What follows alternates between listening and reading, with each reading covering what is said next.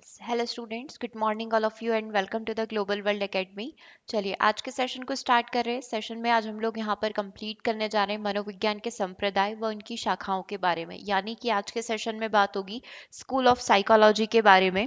जैसे कि आपको ध्यान होगा, इससे कई सारे क्वेश्चंस पूछे जाते हैं। मतलब मनोविज्ञान का जो बेसिक माना जाता है वो इसी टॉपिक को माना जाता है, क्योंकि इसी में हम लोग संज्ञानवाद क्या है, प्रकारवाद क्या है, जितनी भी चीज़ें होती है जो इससे कनेक्टेड है कि गेस्टाल्टिज्म क्या होता है, फंक्शनलिज्म क्या होता है, कई सारी जो चीज़ें हैं वो यहीं से पूछी जाती है। और साथ ही ये मनोविज्ञान शुरू कैसे हुआ, कहाँ से आया, कौन इसके जनक माने जाते हैं, ये कई सारे क्वेश्चन पूछे जाते हैं। कौन से मनोवैज्ञानिक कौन से संप्रदाय से जुड़े हुए हैं। तो अगर आपको पूरा मनोविज्ञान पढ़ना है, चाहे आपने कितना भी एडवांस इसको पढ़ रखा हो, लेकिन आपको बेसिक का नॉलेज होना ज़रूरी है। ठीक है। तो आज के सेशन में हम लोग यही सारी चीज़ें यहाँ पर कवर करने वाले हैं। प्लस सबसे अच्छी चीज़ ये कि हम लोग साथ के साथ इसकी क्विज भी कंप्लीट करेंगे, इसके एमसीक्यूज भी कंप्लीट करेंगे। जैसे जस्ट लाइक हमने स्ट्रक्चर वाले के बारे में पढ़ा है ना, या फंक्शनलिज्म के बारे में पढ़ा, प्रकारवाद के बारे में हमने पढ़ा, तो साथ के साथ अपन उसके क्वेश्चन करते हुए चलेंगे कि एग्जाम में किस तरीके के क्वेश्चन इससे यहाँ पर पूछे गए हैं। ओके, सो स्टार्ट करते हैं। सबसे पहले थोड़ा सा हिस्ट्री पढ़ते हैं कि किस प्रकार से इसकी यहाँ पर शुरुआत हुई है। साथ ही यदि आपने अभी तक चैनल को सब्सक्राइब नहीं किया है तो ज़रूर से कर लीजिएगा, ताकि आपको वीडियोस के नोटिफिकेशंस यहाँ पर मिलते रहें। और शाम को 6 बजे आपकी लाइव क्लास चल रही है, उसे भी आप ज़रूर से ज्वाइन करिएगा, ताकि आपको भी वहाँ पर प्रैक्टिस करने का मौका मिले। ओके, चलिए स्टार्ट करते हैं आज के सेशन को। जैसे कि आप सभी को ध्यान होगा, अगर हम लोग शुरुआती समय में भी बात करें तो शुरुआत कैसे हुई होगी, तो 1860 के समय की बात इसमें बताई जाती है। उस समय दो चीज़ें चलती थी, एक अपना चलता था मनोविज्ञान और दूसरा अपना चलता था दर्शन शास्त्र, फिलोसॉफी जिसको हम लोग यहाँ पर बोलते हैं। तो जितनी भी इस प्रकार की चीजें थी वो इन दोनों के ऊपर बेस्ड थी। ठीक है। अब मनोविज्ञान में जो विकास हुआ वो किस तरीके से हुआ, इसके बारे में अपन यहाँ पर जान लेते। बहुत सारी नई चीजें आपको यहाँ पर सीखने को मिलेगी, तो जितनी भी कुछ चीजें नई लगती है उन्हें आप नोट डाउन जरूर से कर लीजिएगा। ठीक है। सन 1860 में ई फैक्नर, जो 1801 से 1887 में माने जाते हैं, इन्होंने जर्मन भाषा में एलिमेंट्स ऑफ साइको फिजिक्स, जिसका अंग्रेजी में भी अनुवाद उपलब्ध है, एक पुस्तक का प्रकाशन किया था। मतलब विलियम वुंट से भी पहले जो है, अगर हम लोग बात करें तो साइकोलॉजी के बारे में यहाँ पर बात होती थी। तो 1860 में एलिमेंट्स ऑफ साइको फिजिक्स करके एक बुक यहाँ पर प्रकाशित हुई थी, जिसमें मनोविज्ञान के बारे में यहाँ पर बात करी गई थी। ठीक है। तो ये किसने करी थी, ये नाम आपको ध्यान रखना है, सबसे इंपॉर्टेंट चीज आज की क्लास की।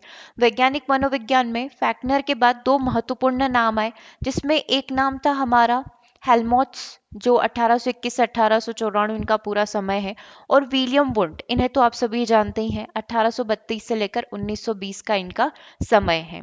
ठीक है। तो जो शुरुआत मानी जाती है मनोविज्ञान की वो फैक्नर से मानी जाती है, और इनकी बुक में इस बारे में बातें कही गई थी। ठीक है। उसके बाद आते हैं अपने हेल्महोल्ट्ज और विलियम वुंट। तो इसमें विलियम वुंट अपने बहुत प्रसिद्ध हैं ही सही। वुंट का नाम मनोविज्ञान में विशेष रूप से उल्लेखनीय है। इन्होंने सन 1879 में लिप्जिंग यानी जर्मनी में मनोविज्ञान की पहली प्रयोगशाला स्थापित करी थी।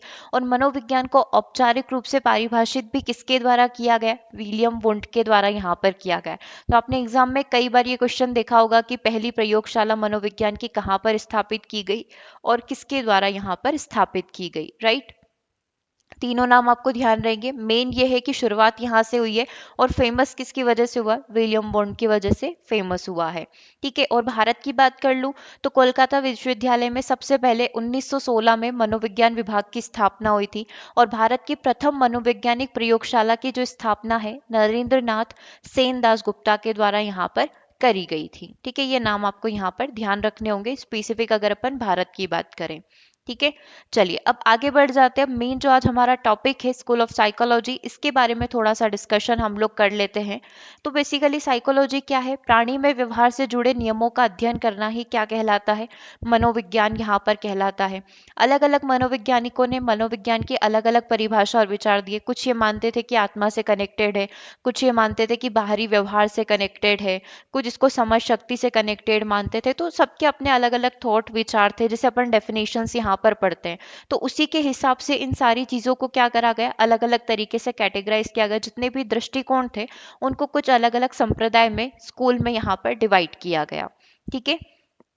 तो सबसे पहले अगर अपन बात कर ले तो ऐसे तो कई सारी चीजें हैं, लेकिन मेन जो आते हैं अपने संरचनावाद, जिसको निर्मितवाद भी कहा जाता है, जिसको निर्माणवाद कंस्ट्रक्टिविज्म भी कहा जाता है।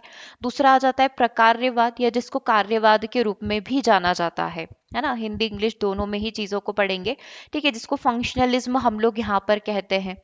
ठीक है, अगला आ जाता है व्यवहारवाद, जिसमें पूरे व्यवहार के बारे में बात होती है, बिहेवियरिज्म। गेस्टाल्टवाद, संज्ञानवाद और समग्रवाद। ठीक है, फिर आ जाता है अपना मनोविश्लेषणवाद, है ना, साइको एनालिटिकल थ्योरीज जितनी भी है, सिगमंड फ्राइड हो गए, है ना, जितनी भी चीजें हो गई वो सारी इनसे कनेक्टेड है। अब इसमें जो आपसे क्वेश्चंस पूछे जाते हैं वो कुछ इस तरीके से पूछे जाते हैं, पर्टिकुलर किसी भी मनोविज्ञान का नाम ले लिया कि जेबी वॉटसन हो गए, ये किस संप्रदाय से कनेक्टेड है, बीएफ स्किनर किससे कनेक्टेड है, जैसे कि हमारे जॉन डुई हो गए, वो किस स्कूल से कनेक्टेड है, या उनके विचार इनमें से किस स्कूल के हैं। तो इस प्रकार से चीज़ें आपसे पूछी जाती है, तो साथ के साथ हम लोग यहाँ पर एमसीक्यूज करते हुए भी चलेंगे। ठीक है, चलिए स्टार्ट करें। सबसे पहले नाम है हमारा संरचनावाद। ठीक है, संरचनावाद निर्मितवाद बोलते हैं, निर्माणवाद संप्रदाय आप इसको यहाँ पर बोल सकते हैं, स्ट्रक्चरलिज्म यहाँ पर आप इसको बोल सकते हैं, या कंस्ट्रक्टिविज्म भी आप इसको यहाँ पर कह सकते हैं। सभी नाम इसी के हैं। मतलब जो किसकी बात करता होगा यहाँ पर, पूरे तरीके से स्ट्रक्चर मतलब स्टेप बाय स्टेप चीज़ों को सॉल्व करने की बात करता होगा। संरचना से समझ में आ रहा है कि कोई भी कार्य संरचनात्मक तरीके से करना चाहिए, प्रॉपर स्टेप बाय स्टेप हमें करना चाहिए। राइट, तो मनोविज्ञान को दर्शन शास्त्र से अलग करके क्रमबद्ध अध्ययन करने का श्रेय संरचनावाद को जाता है, क्योंकि पहले मनोविज्ञान दर्शन शास्त्र को एक ही समझा जाता था, फिर इन दोनों को क्या किया गया, अलग अलग किया गया कि दर्शन शास्त्र फिलोसॉफी बिल्कुल अलग है, मनोविज्ञान पूरा अलग है। ठीक है, तो जो शुरुआत होती है कहाँ से होती है, संरचनावाद से ही होती है। अगर आप इसे ऐसा भी कह सकते हैं कि मनोविज्ञान में स्थापित होने वाला यह सबसे पहला संप्रदाय था, जिसके संस्थापक विलियम वुंट को यहाँ पर माना जाता है। ठीक है, ये वही विलियम वुंट है जिन्होंने 1879 में जर्मनी में लिप्जिंग में मनोविज्ञान प्रयोगशाला की स्थापना यहाँ पर करी थी। एक और विलियम है, लेकिन वो विलियम जेम्स है ना, जिन्होंने प्रिंसिपल ऑफ साइकोलॉजी बुक को यहाँ पर प्रकाशित किया था 1890 में। तो दो विलियम है, एक विलियम वुंट है प्रयोगशाला स्थापित करने वाले, एक 1890 में principle of psychology book launch करने वाले विलियम जेम्स है। तो दोनों का नाम अलग अलग है, ध्यान रखिएगा, लेकिन दोनों एक ही समय के हैं। ठीक है, अब इनमें से जिन्होंने इस स्कूल के ऊपर ये संरचनावाद, निर्मितवाद, निर्माणवाद के ऊपर फोकस किया है, एडलर है, वेडफोर्ड और टिचनर है। टिचनर बहुत फेमस है। ठीक है, इनकी थ्योरी भी चलती है। तो ये तीनों नाम आपको ध्यान रखने हैं, जो कि किससे कनेक्टेड है, संरचनावाद से कनेक्टेड है। अमेरिका के कॉर्नेल विश्वविद्यालय में इन्होंने इसकी शुरुआत करी थी। विलियम वुंट ने मनोविज्ञान के स्वरूप को प्रयोगात्मक बनाया, और लिप्जिंग में प्रयोगशाला, मनोविज्ञान की पहली प्रयोगशाला को इन्होंने स्थापित कर दिया था। ठीक है, आगे देखिए कि शिक्षा में क्या योगदान है। ये चीज़ बहुत इंपॉर्टेंट है, क्योंकि जब आपको डिफरेंस करना पूछा जाएगा कि संरचनावाद प्रकार्यवाद में क्या डिफरेंस है, या संरचनावाद व्यवहारवाद में क्या डिफरेंस है, तब ये चीज़ आपको देखनी होगी कि आखिर दोनों में एक्चुअल जो मेन डिफरेंस है वो क्या है। उसके लिए पहले संरचनावाद को देखिए कि संरचनावाद का शिक्षा में क्या योगदान है। मनोविज्ञान का प्रकृति प्रयोगात्मक होने से शिक्षा की नई शिक्षा पद्धति के बारे में शिक्षकों को सोचने की चेतनाएं, कि हाँ कुछ इस तरीके से बिल्कुल प्रॉपर स्टेप बाय स्टेप चल के बच्चों को पढ़ाया जा सकता है। राइट, इसके बाद इंट्रोस्पेक्शन विधि को प्रयोग शिक्षार्थी की मानसिक दशाओं जैसे सीखना, ध्यान, चिंतन आदि प्रक्रियाओं का अध्ययन करने में प्रारंभ किया गया। इंट्रोस्पेक्शन या अंतर्निरीक्षण के खुद का एनालिसिस करो, मतलब कि टीचर जस्ट एक जरिया हो सकता है तुम्हें पढ़ाने का, तुम्हें खुद का एनालिसिस खुद ही करना है कि आखिर तुम कहाँ स्टैंड कर रहे हो, कहाँ तुम में कमी आ रही है ना। जैसे हम लोग बोलते हैं ना कि व्यक्तित्व की एक विधि होती है इंट्रोस्पेक्शन करना, आत्मनिरीक्षण करना, कि आखिर मैं ऐसा व्यवहार कर रहा हूँ तो क्यों कर रहा हूँ, है ना। तो यहाँ पर जो संरचनावाद कंप्लीटली इंट्रोस्पेक्शन को फॉलो करता था। शिक्षा में उन सभी पाठ्यक्रम को ज्यादा महत्व दिया जाने लगा जिससे शिक्षार्थियों के चिंतन, स्मरण, प्रत्यक्षण और ध्यान जैसी मानसिक क्रियाओं का समुचित रूप से विकास हो सके। तो ये है अपना संरचनावाद, जो यहाँ पर चीज़ों को स्टेप बाय स्टेप चलने की बात करता है, व्यक्ति को स्वयं आत्मनिरीक्षण करने की बात यहाँ पर करता है, और इस चीज़ के ऊपर फोकस करता है कि बच्चे ज़्यादा बोल सकते हैं कि चिंतन करे, स्मरण करे, है ना, चीज़ों को देखे समझे। ठीक है, एक क्वेश्चन देखो आप इसी का। निम्नलिखित में से कौन मनोवैज्ञानिक के संरचनावादी स्कूल में सबसे अधिक निकटता से जुड़ा हुआ है? ठीक है, अब कौन पूछा हुआ है? मनोवैज्ञानिक के बारे में पूछा हुआ है कि कौन सा साइकोलॉजिस्ट इससे कनेक्टेड है। टीचनर है, विलियम जेम्स है, डिकार्टे है, या फिर जेबी वॉटसन है। तो अभी जो अपन ने नाम पढ़े थे उसमें तो केवल टिचनर का ही नाम हमको दिखाई दे रहा है, तो यही क्या हो जाएगा, अपना करेक्ट आंसर हो जाएगा। अभी पढ़े थे ना अपन ने, तीन नाम देखे थे, एक तो विलियम वुंट है ही सही, है ना, जिनके द्वारा शुरुआत हुई है। एक अपने एडलर हो गए, वेडफोर्ड हो गए और टिचनर हो गए। तो टिचनर किससे कनेक्टेड है? संरचनावाद से यहाँ पर कनेक्टेड है। ठीक है, आगे बढ़ते हैं, अगला क्वेश्चन देखना। क्वेश्चन नंबर 2, मनोविज्ञान का वह विद्यालय जिसका लक्ष्य अनुभव के मूल तत्वों की पहचान करना था, क्या कहलाएगा? अनुभव के मूल तत्वों की पहचान करना, इसको अनुभववाद, द्वैतवाद, व्यवहारिकता या संरचनावाद कहा जाएगा। देखो क्या पूछा गया है इन्होंने, इंग्लिश में भी देख लो। The school of psychology was goal was to identify the basic element of experience. ये कौन बात करता है? ये संरचनावाद बात करता है, ये स्ट्रक्चरलिज्म बात करता है। तो करेक्ट आंसर क्या हो जाएगा आपका? ऑप्शन नंबर डी हो जाएगा। ठीक है, चलिए ये हो गया अपना पहला स्कूल कंप्लीट, संरचनावाद। नेक्स्ट स्कूल की तरफ चलते हैं, प्रकार्यवाद की तरफ चलते हैं, जिसको इंग्लिश में फंक्शनलिज्म के नाम से भी जाना जाता है या फिर इसको कार्य के नाम से भी जाना जाता है। ये एक ऐसा स्कूल है जिसकी उत्पत्ति संरचनावाद के वर्णनात्मक तथा विश्लेषणात्मक उपागम के विरोध में हुई है। अब देखो, किसी भी चीज का कोई ड्रॉबैक रहा होगा तभी नई चीज लॉन्च हुई है। तो संरचनात्मक का ये था कि इसमें स्टेप बाय स्टेप जाना, हर एक छोटी से छोटी चीज का एनालिसिस करना बहुत डिस्क्रिप्टिव और डिटेल में हो रहा था। तो फिर इसके लिए फंक्शनलिज्म को लाया गया। विलियम जेम्स 1842 से 1910 जिनका कार्यकाल है, द्वारा कार्यवाद की स्थापना अमेरिका के हार्वर्ड विश्वविद्यालय में करी गई थी। ठीक है, अभी हमने विलियम जेम्स का नाम सुना ही था कि इन्होंने क्या करा था 1890 में, प्रिंसिपल ऑफ साइकोलॉजी बुक की लॉन्च किया था, है ना, इनके द्वारा लाई गई थी। ठीक है, प्रकाशित करी गई थी बोल सकते हैं।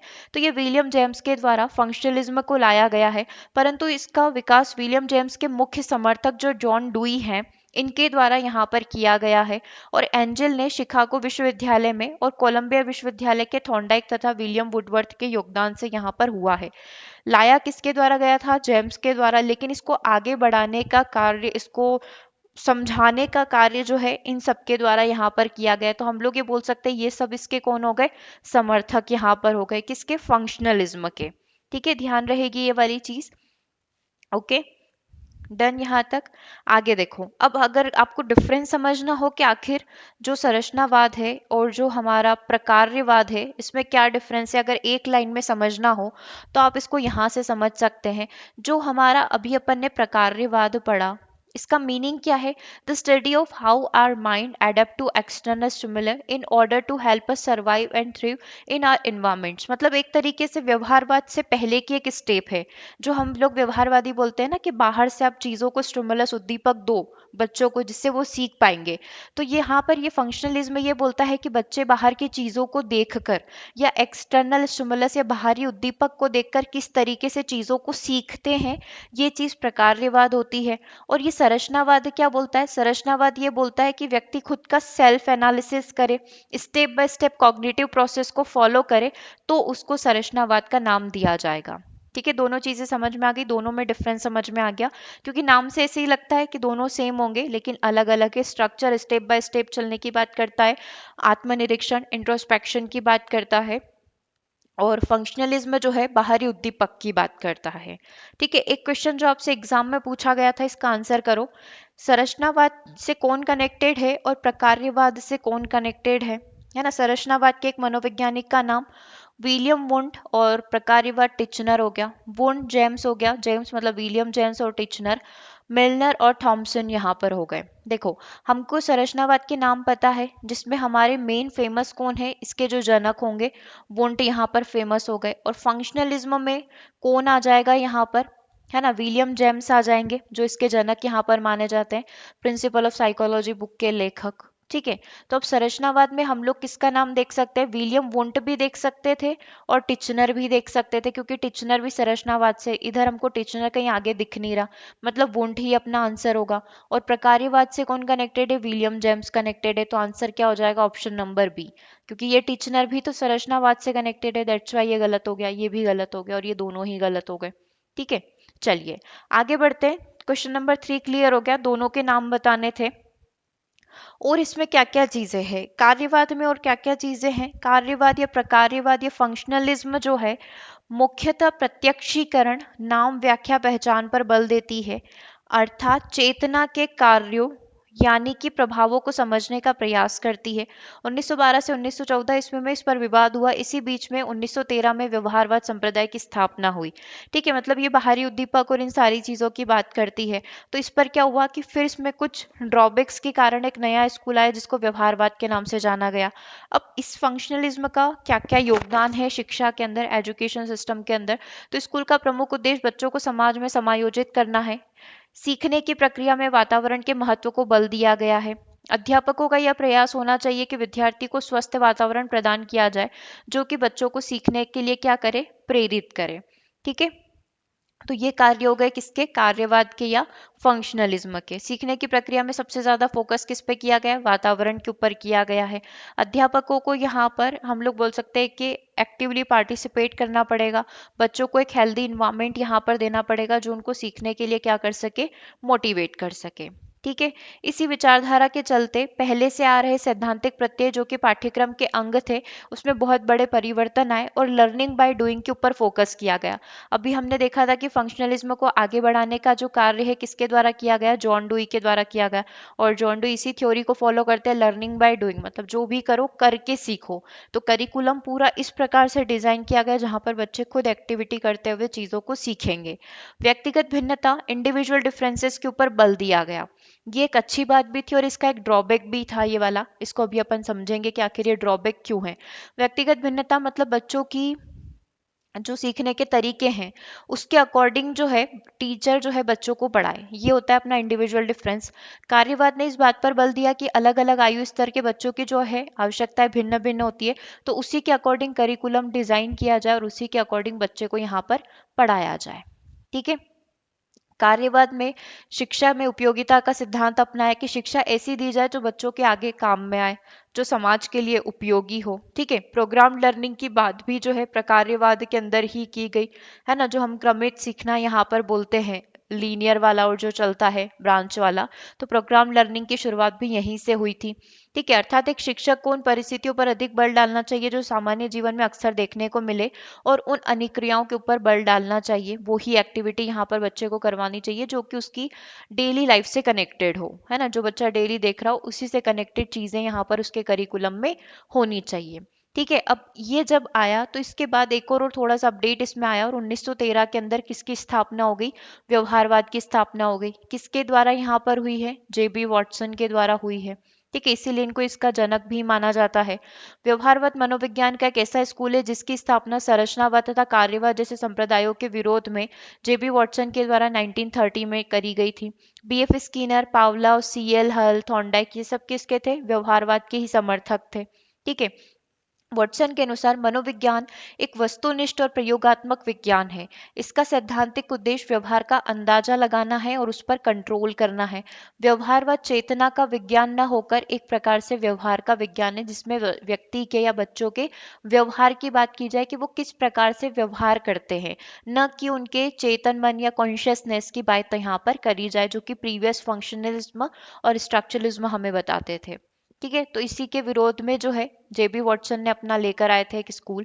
मनोविज्ञान, एक क्वेश्चन देखते हैं, मनोविज्ञान के किस विद्यालय का मानना है कि मन का वस्तुनिष्ठ अध्ययन करना असंभव है। ये कौन से मनोविज्ञान में ये वाली बात यहाँ पर कही गई थी जिसकी वजह से जो है एक नया संप्रदाय पैदा हुआ, व्यवहारवाद में कही गई थी। सो करेक्ट आंसर क्या हो जाएगा, बिहेवियरिज्म, जो कि ऑप्शन नंबर बी के अंदर लिखा हुआ है कि व्यवहारवाद में इस बारे में बात करी गई है। ठीक है, चलिए, अब व्यवहारवाद का क्या क्या शिक्षा में योगदान है, जो मेन रोल है वो इसी का है क्योंकि पुरस्कार, दंड, मेथड और जितनी भी चीजें आई हैं वो सब यहीं से आई है। व्यवहारवाद ने जो विधियां व तकनीक प्रस्तुत करी उससे बच्चों के व्यवहार को समझने में काफी ज्यादा सहायता मिली है। बालकों के संवेगों का प्रयोगात्मक अध्ययन करके व्यवहारवादी मनोवैज्ञानिकों ने इनके संवेगात्मक व्यवहार को समझने में सहायता करी, बहुत सारे प्रयोग पशुओं पर कर कर, जस्ट लाइक थॉर्नडाइक ने किया है, पावलोव ने किया है, स्किनर ने किया, और वो सारी थ्योरी फिर बच्चों के ऊपर अप्लाई की गई। तो जेबी वॉटसन की कुछ पुस्तकें पुस्तकें हैं। 1914 में आई थी व्यवहार मनोविज्ञान की एक तुलनात्मक अवधारणा, सर्वप्रथम व्यवहार शब्द का प्रयोग यहीं पर किया गया था। 1919 में मनोविज्ञान व्यवहार का एक दृष्टिकोण, ये काफी फेमस है और पूछा जाने वाला प्रश्न है। और 1924 में आई थी व्यवहारवाद। ये तीन पुस्तकें काफी प्रसिद्ध है और यहीं से हमें बिहेवियरिज्म के बारे में जानकारी मिलती है। ओके, चलिए अगला क्वेश्चन देखिएगा। विकासवादी मनोविज्ञान की जड़ें किसमें है? इवोल्यूशनरी जो साइकोलॉजी है ये कहाँ से आया है? ये बिहेवियरिज्म व्यवहारवाद से, कलेक्टिविज्म से, फंक्शनलिज्म से या स्ट्रक्चरलिज्म से आया है? जो विकासवादी मनोविज्ञान आया है ये व्यवहारवाद से आया है। सो करेक्ट आंसर क्या हो जाएगा इसका? ऑप्शन नंबर सी हो जाएगा। ठीक है, ध्यान रखना जो विकासात्मक मनोविज्ञान आया है उसका जो जन्म हुआ है वो व्यवहारवाद से हुआ है। ठीक है, चलिए आगे अगले क्वेश्चन की बात करते हैं। व्यवहारवादियों ने आत्मनिरीक्षण को अस्वीकार कर दिया। क्यों कर दिया? क्योंकि व्यवहारवादी आत्मनिरीक्षण जो इंट्रोस्पेक्शन होता है इसकी बात नहीं करते। तो इंट्रोस्पेक्शन की बात किस में करी गई थी? संरचनावाद में करी गई थी, है ना। ये इंट्रोस्पेक्शन की बात करते हैं ना, व्यक्ति अपना एनालिसिस या बच्चा अपना एनालिसिस खुद करे कि वो कहाँ स्टैंड कर रहा है। तो व्यवहारवादियों ने आत्मनिरीक्षण को अस्वीकार कर दिया क्योंकि ये बहुत ज्यादा धीमा था। इट इनवेडेड पीपल्स प्राइवेसी, इससे लोगों की जो निजता है, प्राइवेसी, उस पर हमला होता था, मतलब कि प्राइवेसी जैसी कुछ चीज रह नहीं जाती थी। It yielded too much data, इससे बहुत अधिक डेटा प्राप्त हुआ, या बहुत ये सब्जेक्टिव था, बहुत ही व्यक्तिपरक था। तो क्या एक रीजन यहाँ पर इस चीज को लेकर हो सकता है? ऑप्शन नंबर डी, ये बहुत ही ज्यादा सब्जेक्टिव है क्योंकि अगर हर एक बंदा अपना सेल्फ एनालिसिस, इंट्रोस्पेक्शन, आत्मनिरीक्षण यहाँ पर करेगा और वो चीजें फिर मतलब कहीं ना कहीं एजुकेशन सिस्टम में कि हर एक बच्चे को इंडिविजुअली फोकस करते हुए पढ़ाना और हर एक बच्चे का ध्यान रखना, तो ये काफी सब्जेक्टिव हो जाता है। हर एक चीज का यहाँ पर टीचर को एनालिसिस करना होगा, है ना, तो वो वाली चीजें यहाँ पर हो जाती थी। बहुत ही ज्यादा सब्जेक्टिव था और यही इस स्ट्रक्चरलिज्म का सबसे बड़ा ड्रॉबैक माना जाता था कि इसमें स्टेप बाय स्टेप चला जाता था और इंट्रोस्पेक्शन की बात यहाँ पर करी जाती थी। ठीक है, और शुरुआती समय में बच्चों में इतनी समझ होती नहीं है कि वो अपना सेल्फ एनालिसिस खुद यहाँ पर कर पाए, राइट। चलिए आगे बात करते हैं। वॉटसन और स्किनर दोनों ने मनोविज्ञान के किस विद्यालय में योगदान दिया? वॉटसन और स्किनर, जेबी वॉटसन और अपने बीएफ स्किनर, ब्यूरेस फेडरिक स्किनर, ये किससे कनेक्टेड है? बिहेवियरिज्म से, व्यवहारवाद से कनेक्टेड है। 1913 में यही लेकर आए थे व्यवहारवाद को। किसके अपोज में? संरचनावाद और अपना जो प्रकार्यवाद है, फंक्शनलिज्म है, इसके विरोध में। ठीक है, 1913 में आया था। चलिए आगे बात करते हैं। जब ये सब हुआ उसके बाद आया अपना गेस्टाल्टवाद, जिसमें संज्ञानवाद, समग्रवाद आप यहाँ पर ले सकते हैं। इसकी जो स्थापना है मैक्स वर्दीमर के द्वारा 1912 में कर दी गई थी। इस स्कूल के विकास में कर्ट कॉफका तथा ऑल्फगैंग कोहलर और कर्ट लेविन ने महत्वपूर्ण भूमिका निभाई है। मतलब ये सारे इसके क्या हो गए? समर्थक हो गए। क्योंकि गेस्टाल्ट किसकी बात करता है? कंप्लीटनेस की बात करता है। और गेस्टाल्ट एक प्रकार का कौन सा शब्द है? जर्मन भाषा का शब्द है। ठीक है, गेस्टाल्ट कौन सा शब्द है? जर्मन भाषा का ये शब्द है। ये भी एक बार किसी एग्जाम में पूछा गया था कि कौन सा वर्ड है? जर्मन वर्ड है। इस संप्रदाय के मनोवैज्ञानिकों ने सर्वाधिक महत्व जो दिया है वो पूर्णता को दिया है, समग्रता को दिया है, कि चीजें जो भी पढ़ाई जाए कंप्लीट फॉर्म में यहाँ पर पढ़ाई जाए। अर्थात चेतना और व्यवहार दोनों का विज्ञान ये मानते हैं। अर्थ इनके अनुसार मनोविज्ञान क्या होता है? चेतना का भी विज्ञान होता है और व्यवहार का भी विज्ञान यहाँ पर होता है। क्योंकि स्टार्टिंग में हम लोग जो स्ट्रक्चरलिज्म के बारे में बात कर रहे थे वो चेतन की बात कर रहे थे और व्यवहारवादी केवल व्यवहार की बात कर रहे थे। तो गेस्टाल्टवाद ने बोला दोनों चीजों का मिला जुला रूप गेस्टाल्ट होता है।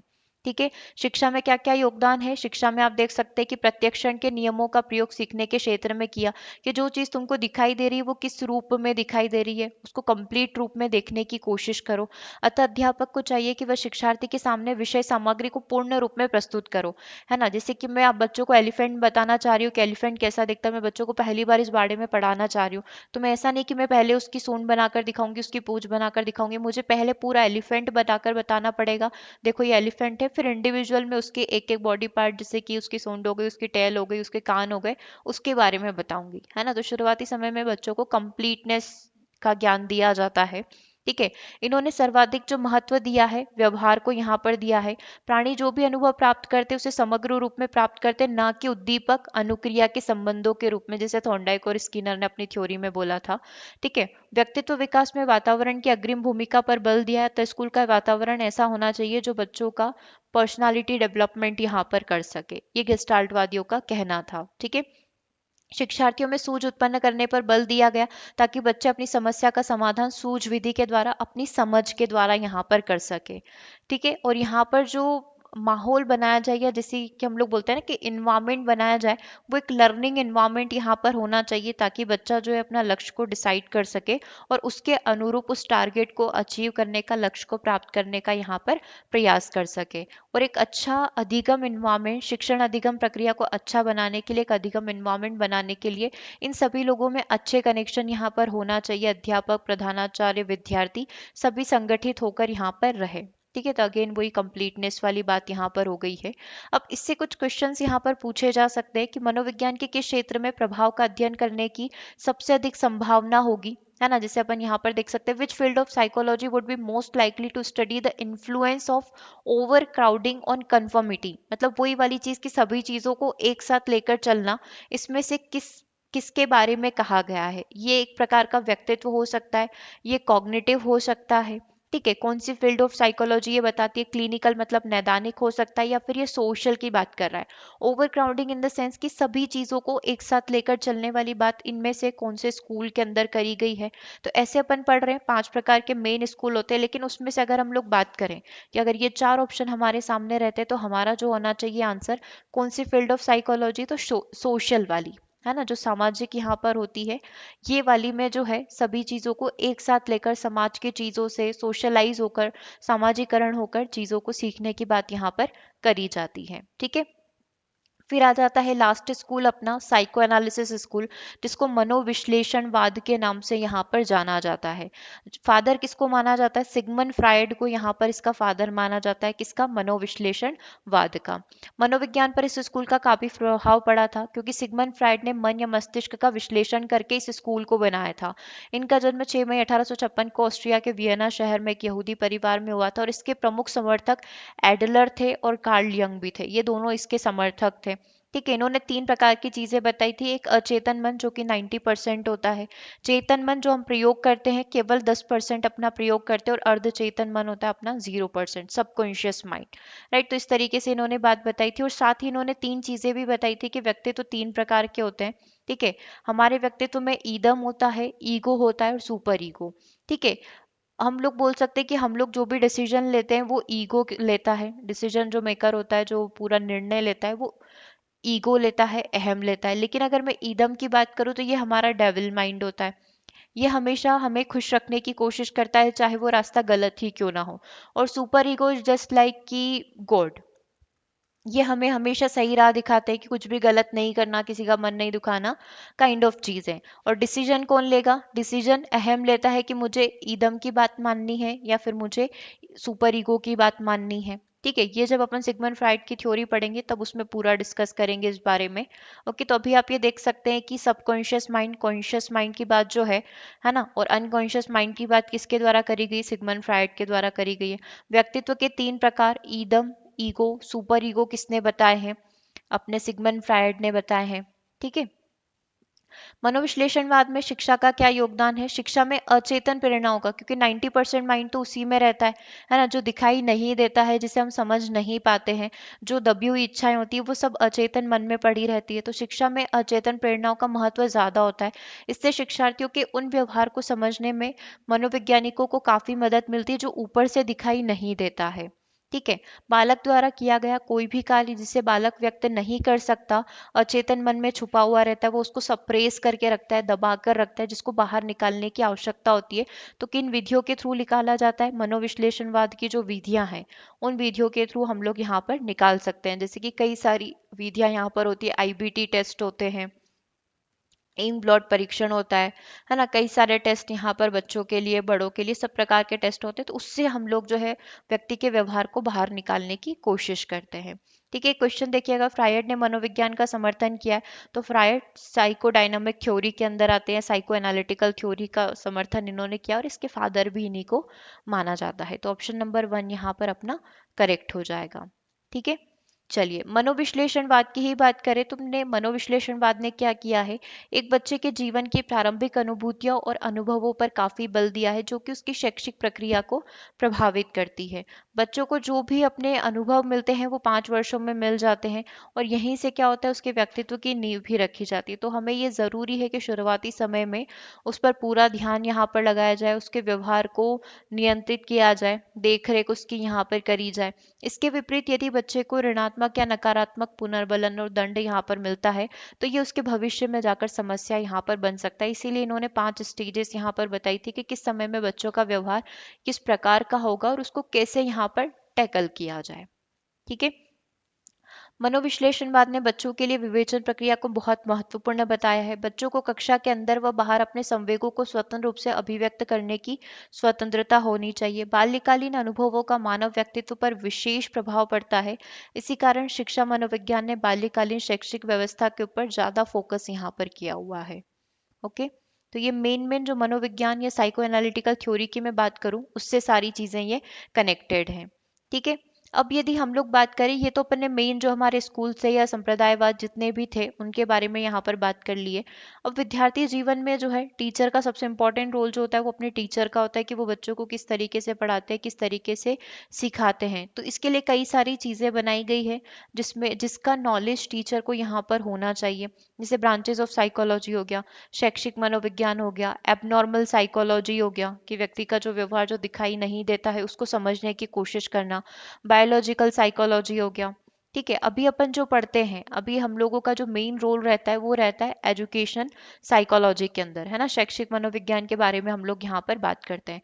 ऐसे ही कई प्रकार की साइकोलॉजी यहाँ पर होती है, जैसे कॉग्निटिव हो गई, कम्युनिटी हो गई, डेवलपमेंटल हो गई, ग्लोबल हो गई, हेल्थ, लीगल, पर्सनालिटी साइकोलॉजी हो गई, मैथमेटिकल, सोशल, स्कूल और इन्वायरमेंटल साइकोलॉजी यहाँ पर हो गई। तो इसका एक छोटा रूप होता है पेडागोजी, जिसमें हम लोग क्या करते हैं, शिक्षण के तरीके यहाँ पर पढ़ते हैं। राइट। तो वो सारी चीजें जो है इसमें कवर हो जाती है आपकी। ठीक है। ओके। तो ये क्लास हमारी यहाँ पर कंप्लीट होती है, जिसमें हमने एक छोटा सा टॉपिक जो था स्कूल ऑफ साइकोलॉजी के बारे में यहाँ पर डिस्कस किया है। कुछ बहुत सारी हमने इसमें छोटी छोटी चीज़ें यहाँ पर डिस्कस करी कि कौन सी बुक किसके द्वारा लिखी गई है। तो इन चीज़ों को भी आप साथ के साथ ध्यान रखिएगा, नोट डाउन करते रहिएगा। आगे मिलेंगे हम लोग अपनी अगली क्लास में, जिसमें हम लोग अपने नेक्स्ट टॉपिक को कवर करेंगे। ठीक है। इसके बाद आपकी साइंस की क्लास शाम को 6 बजे रहेगी, तो उसे भी आप ज़रूर से ज्वाइन करिएगा। ओके। चलिए, thank you everyone, thank you for joining this session.